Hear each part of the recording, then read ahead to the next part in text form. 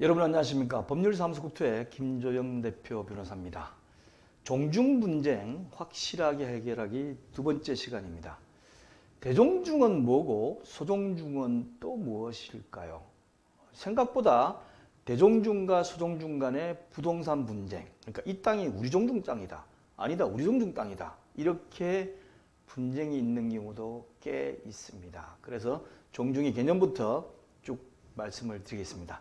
25년간 2천여 건의 부동산 건설 재건축 재개발 소송을 직접 수행한 경험으로 이 종중 분쟁 관련해 가지고 첫 번째, 종중이 무엇인지, 그리고 임야 등이 왜 종중 명의로 등기가 되어 있지 않아 가지고 이렇게 종중 땅 분쟁이 일어나는지, 그다음에 세 번째, 종중 소유 부동산에 대해 분쟁이 발생하는 이유를 제가 말씀을 드리겠습니다. 마지막으로 대종중은 뭐고 소종중은 뭐지? 우리는 어디에 속하지?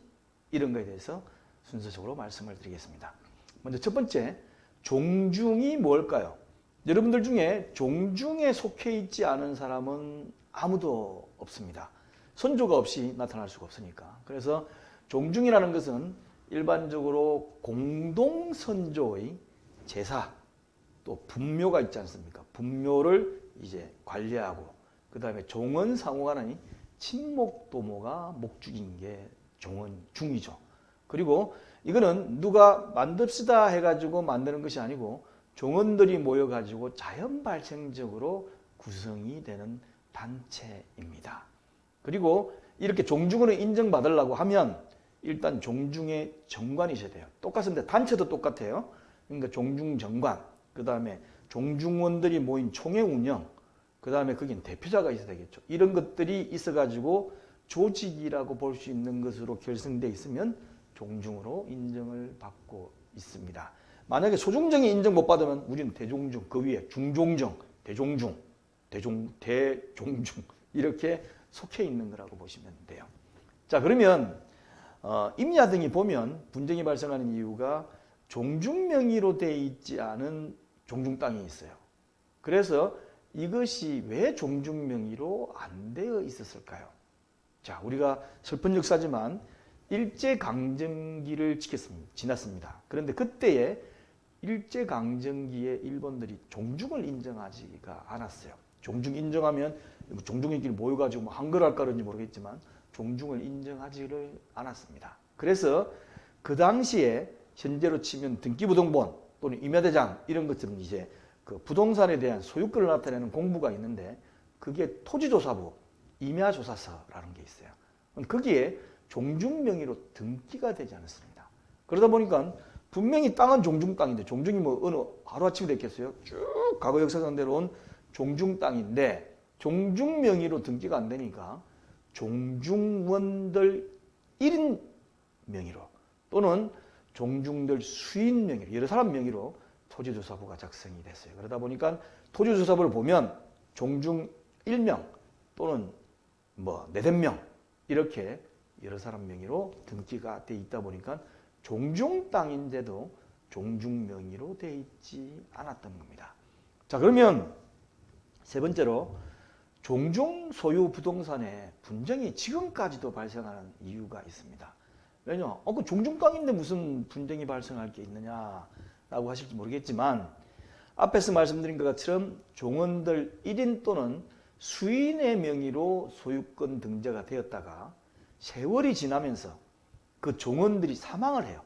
그러니까 홍길동 해가지고 홍길동이 위에 명의로 돼 있다가 홍길동이 지금까지 살면 모르겠지만 지금 벌써 한일합방 때부터 100년이 넘었지 않습니까? 그러다 보니까 어떻습니까?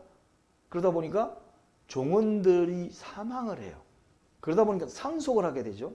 그럼 상속받는 상속인들 입장에서 보면 이 땅이 자기 아버지 명의 또는 할아버지 명의로 돼 있으니까 자기가 상속받은 자기 땅이라고 주장할 수밖에 없는 거죠.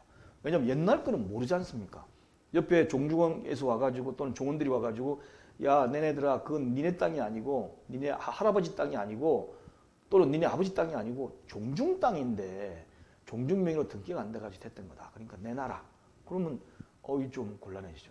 이게 더 심해지게 된 것이 임야 등이 부동산 개발을 함으로써 가격이 상승해가지고 돈 가치가 많이 올랐습니다.